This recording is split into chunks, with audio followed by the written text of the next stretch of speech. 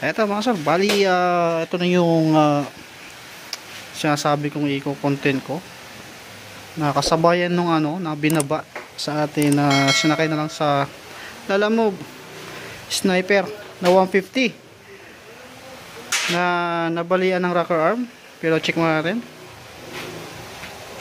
Itong motor na to ay Sniper 150 na kargado. Dating naka-click, sinop niya sa Sniper na kargado.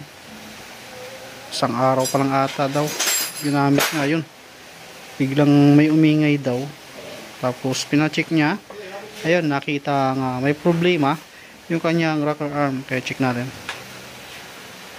hindi na umaandar to. Tanggalin mo natin yung play rings niya mga sir. Eto mga sir, tatanggalin natin yung water pump, radiator, tapos ibabaw. Tignan natin sa ibabaw niya muna para makita natin kung kaya bang dukutin. Tanggalan natin yung play rings, ayan, radiator, suot natin, water pump.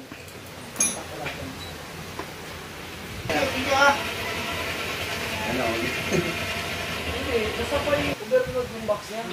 Student ako, bro. Ikaw. Okay. May pawad na muna.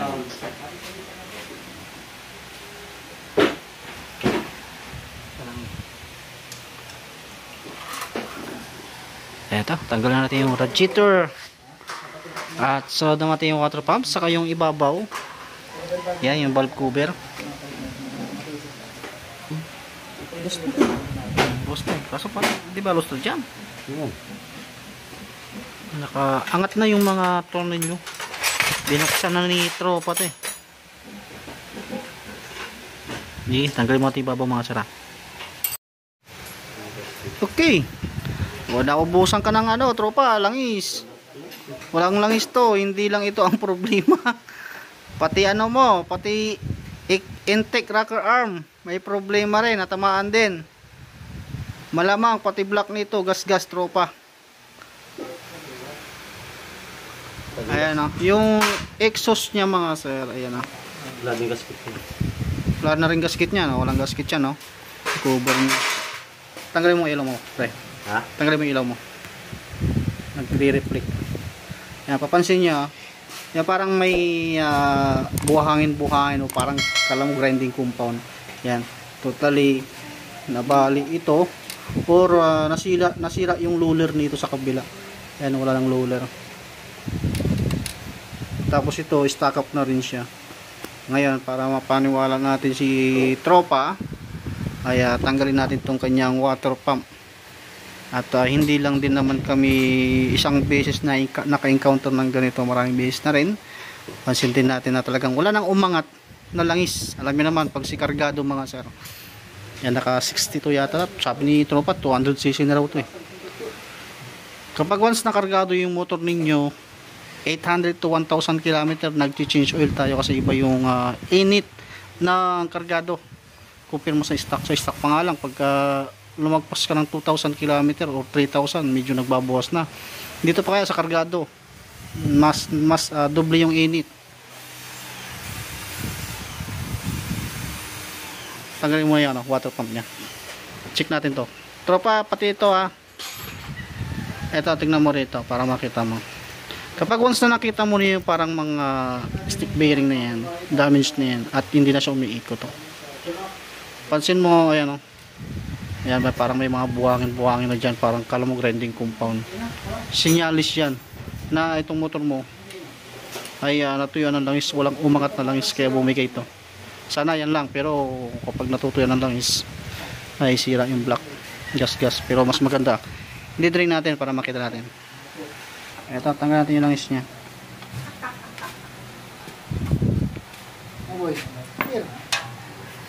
Para makita natin. Kung sakaling mayroong langis yan, maraming langis yan, at hindi umangat dito, ibig sabihin baka yung bomba nito sira, or di kaya yung oil line papuntang taas hindi yan nakakaangat sa taas. Ayan, mayroon naman siyang langis. Oh, marami naman. Marami na siyang oil. Kaso nga lang, bakit hindi umangat dito yung langis? Ibig sabihin, barado yung oil line nito. Galing sa pump punta sa taas. Barado to. Nakikita naman natin dito.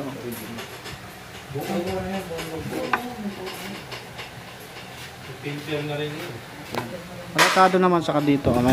Makikita pa lang. Kahit sabihin natin na 2 months na hindi nagamit ng motor na to, hindi mo dapat makikita ng ganyan. Tapos tuyo-tuyo talaga siya. Yan, marami yung langis niya. Ibig sabihin, kailangan natin tong buksan yung makina. Barado to. Baka nilagyan ng mga gasket to, taas baba, or sira yung bomba. Ang gagawin dito, tatanggalin yung taas, saka baba, saka dito. Kasi yung oil line niyan papunta rito ay hahanginan natin, i-check natin kung nabarahan ba o hindi. Kasi kung hindi natin gagawin yan, papalitan na lang natin ng rocker arm, may posibilidad na yung ilalagay mong rocker arm, ilang araw lang yun, sira agad, ganyan uli yung mangyayari. Kaya sayang pa rin, useless. Tagalin mo nga yung ano niya, yung water pump. Tingnan natin kung nalangisan yung timing chain yan. Kasi dapat may lubrication pa rin dyan na oil mga galing sa ano, sa baba to taas.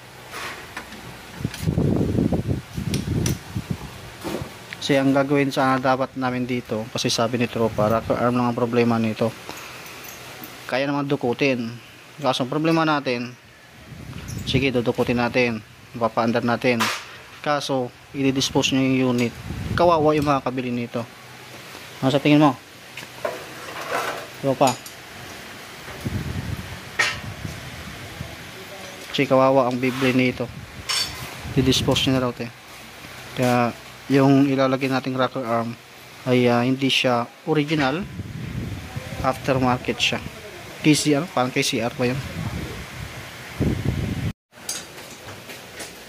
Eto, binuksan na rin natin yung isang side, yung isang crankcase natin dito sa clutch housing cover, para makita natin kung may problema ba dyan.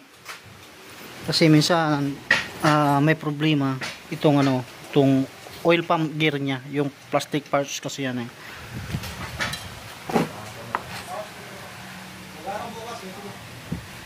Bungi ata yun eh. Mabungi.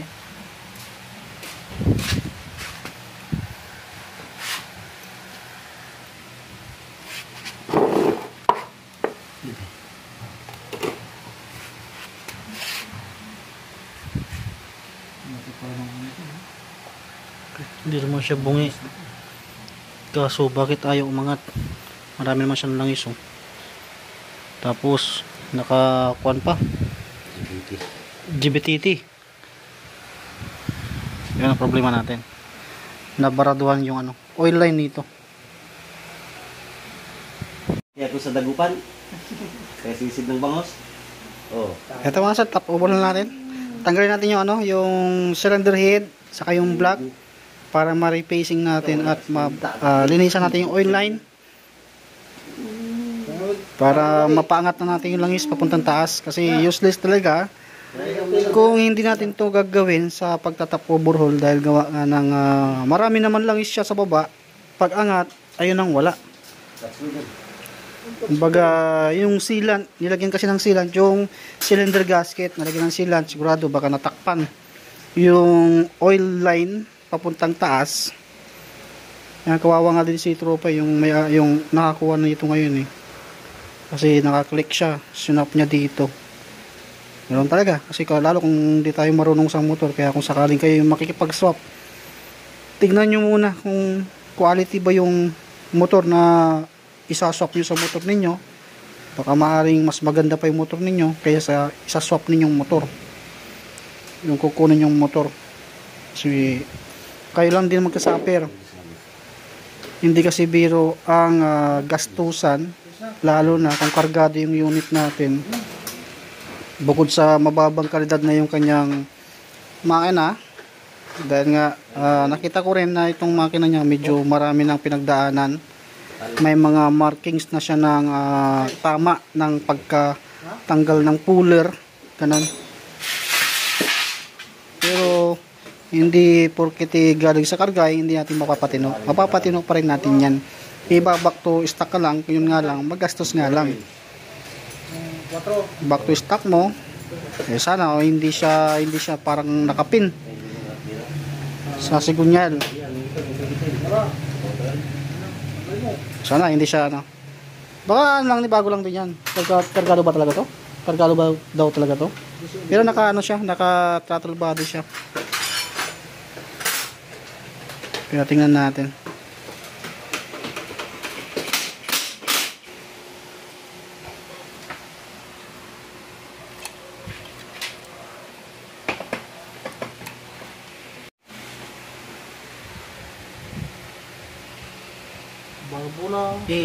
Hawakan mo nga yung timing chain, tapos ikot mo nga yan, Loy. Oh, hawakan mo yung timing chain. Ikot mo, may gas-gas. Kau ba? Tigas. Kamu yung black. Gas-gas. May gas-gas. Ayan, panggalan natin yung cylinder head. Laki ng piston. Kargado talaga. Yung pagulio dyan? Wala. Dyan. Yung ano ba? Nilagyan ng silan. Ito. Pero buti pa ito, kaysa mga Honda. Yung Honda, hindi siya. Pahirapan mag-dogo eh. Okay, tagalan na natin. Ito yung kanyang block. Steel bore. Ayan, gas-gas. Kaya pagka natutiyan ng langis or hindi umaangat yung langis, isa na ito sa may mga matatamaan. Ayan.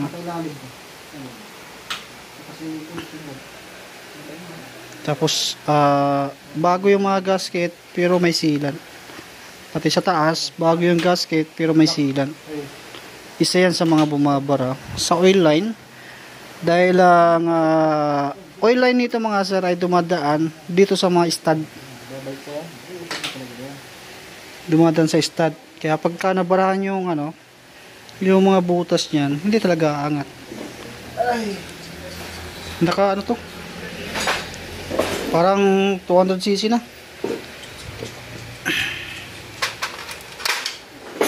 Tapos ito yung piston. May mga gas-gas na rin, Balik ko lang sa starter po.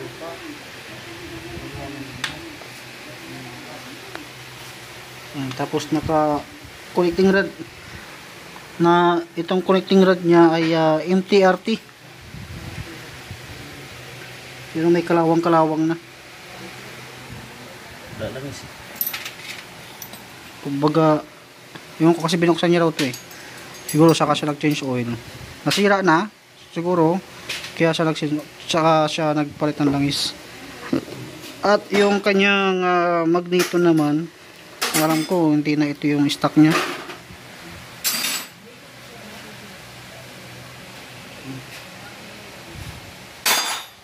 Tapos may mga bungi na. Tapos ito pinupuller kasi ito mga siya.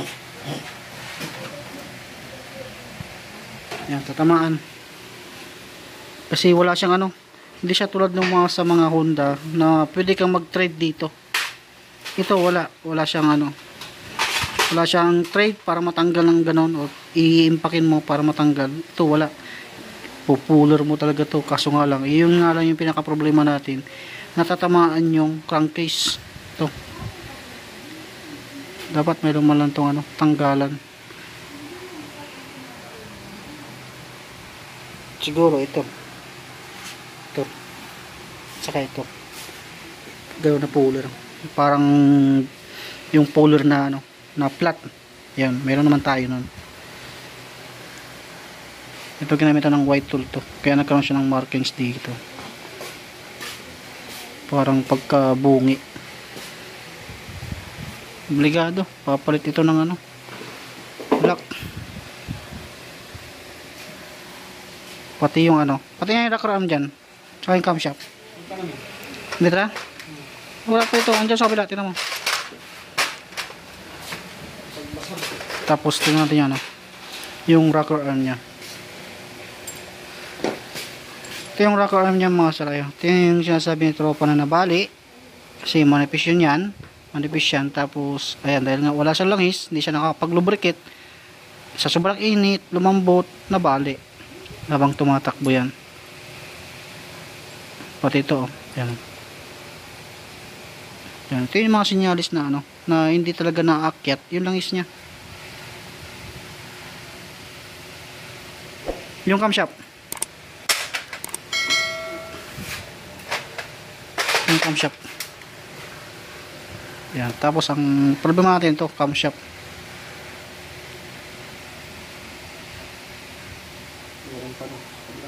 May kunti. Tapos yung bearing, palitin yung bearing. Tapos yung bearing natin dito sa pinaka ilalim, ayan o, maganit din. Pati valve seal, palit yan. Ayan o, ito yung mga sinyalis na hindi siya na-apply ng langis.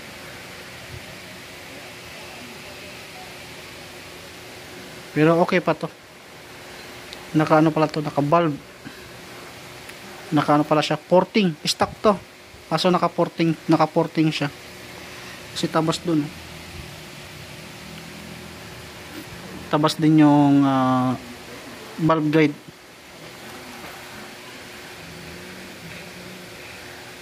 Tapos yung valvula nito hindi na siya stock.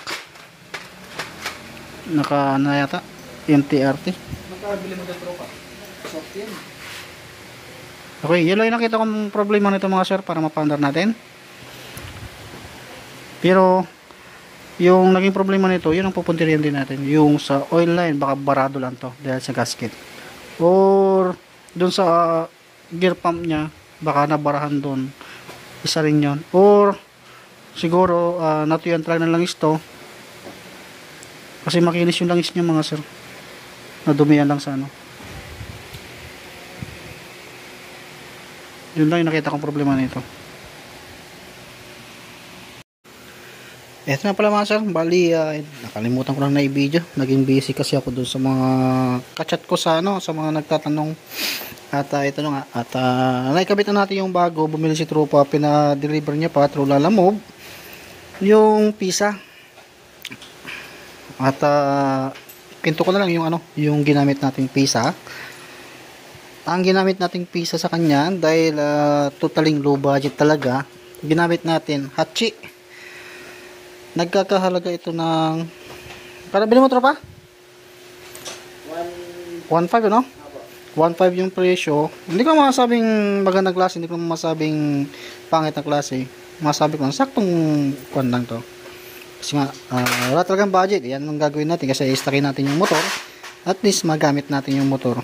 Kahit man lang sa ganitong brand, at least maandar yung motor. At alagaan na lang sa langis. Pag mahinang pisa yung gamit natin, alagaan na lang natin sa langis. Ayan, kinakabit na. Pati yung rocker arm naman natin na ginamit yun mga saraya KSR, yung tatak. Ang bili naman ni saraya 1,000 yata, 1,200 1,000 yung price. Ito na yung pinalitan natin. At ito yung may gas-gas. Tapos i-okay yung block. Ito naman yung block na dating nakalagay dyan, tinanggal natin.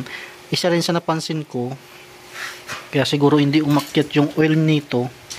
Kanina habang chinecheck ko to, yan, kasi dito kasi yung oil line nito mga sir. Oil line nito dito, tapos pumunta rito sa butas at aakyat sa taas dito. Doon sa may isang side natin doon, nakita ko may nakaharang na parang galing doon sa silan. Natabunan. Kaya yun yung isa sa dahilan. Tapos yung oil line sa baba naman, hinanginan ko naman yon kanina, chinek ko din. At goods naman, mayroon naman siyang butas. Kasi kapag hinanginan mo siya, dun sa kabilang pump niya, ay mararamdaman mo din na may hangin na lumalabas kapag hinanginan mo dun sa maliit na butas. Yung isang side doon. Yung pinaglagyan nito. Dito, kasi ito yung oil line niya. Yan, binabalik na lahat-lahat kasi totally gino-overtime na natin to at pinapauwi ko na si tropa kaso nga naawa din naman kami dahil malayo pa ito. Kaya sige na, happy ko na lang, buuin na lang natin hanggat kayang kuhan, gawin natin. Kaya ito, binubuhan natin tapos maya maya paandray natin, simbolin mo natin lahat-lahat. Hindi ko na masyadong ma-details kung paano kuhan kasi medyo gahol na tayo sa oras. Kapag in-explain ko pa lahat-lahat ng mga gagawin dito o yung kung paano mag top, ganon, mag timing, ganon, medyo abutin tayo ng abutin kami sa oras, abutin kami siguro madaling araw, baka tumunog na yung mga alarm clock nating kapitbahay sa manok. Madaling araw na tayo matapos. Tapos meron pa tayong gagawin bukas. Siyempre hindi na kondisyon ng katawan, medyo magiging pangit na yung maging feedback natin sa iba. Kaya di ko na siya in-explain mga sir. Importante ito, umaandar yung unit.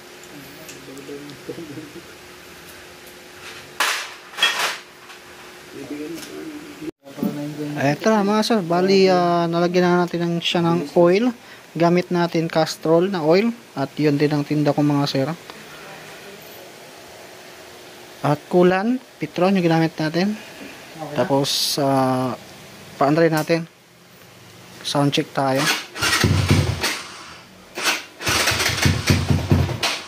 Lagyan mo ng gas konti.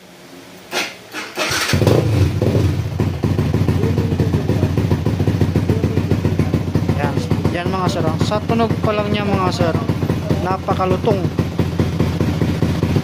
Ganyan yung tunog ng karga, ang may karga. Tapos ang ayaw ko lang dito pag kargado yung unit mo tapos ilalagay mong battery ay hindi magandang klase sa isang pindot at hindi mo na paandar, pangalawa pangatlo madali niya nang i-discharge yung battery niya kapag ganito. Kaya kapag kaganyan ang battery mo, start mo siya tapos sabay bomba ng konti para makuha mo kagad yung one start. Yan, sa tunugan pa lang charge natin yung kahit bago yung battery yung binili niya kaso kailangan pa rin tulong ng charger dahil mababa yung kanyang amperahe.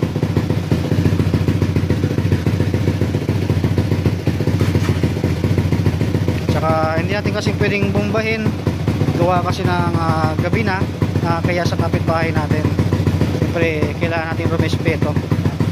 Yan, mapapansin nyo yung tunog niya, ayan o, suwabing-suwabe na talagang isang pika mo pa lang 1 litro na kagad yung bawas. Hindi, joke lang yan. Yan, bleeding muna tayo, ulan or tatanggalin natin yung hangin.